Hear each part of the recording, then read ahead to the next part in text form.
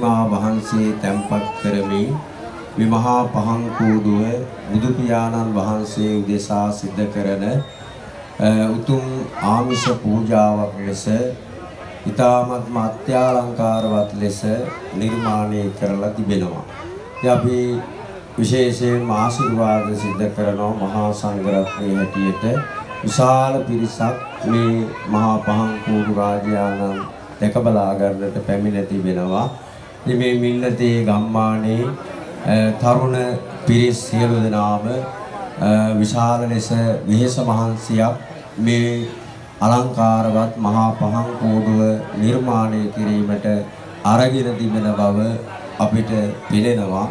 මේ තරුණ කැල සියලු දෙනාටත් ඒ වගේම සංවිධායක මණ්ඩලයේ සියලු දෙනාටත් මේ මහා පහන් කූඩුව ඉදිරි වර්ෂයන් තුලත් මේ වගේ අලංකාරවත් ලෙස බුදු ජනතාවට දැක බලා ගැනීමට ලෝකේ පුරාම ඉන්න සියලුම දෙනාට දැක බලා ගැනීමට අවස්ථාව ඉඩහසර ලබා දීම සඳහා ඒ පින්වත් සියලු දෙනාට රත්නත්‍රයේ පිහිට තුනුරුවන්ගේ ආශිර්වාදය සතර දළදා වහන්සේලාගේ ආරක්ෂාව මේ ගම්මානයේ මේ වෙනුවෙන් අපකපමේ ක්‍රියා කළ සියලු දෙනාටත් අපි මහා සංඝරත්නයේ හැටියට ආශිර්වාද සිත කරනවා.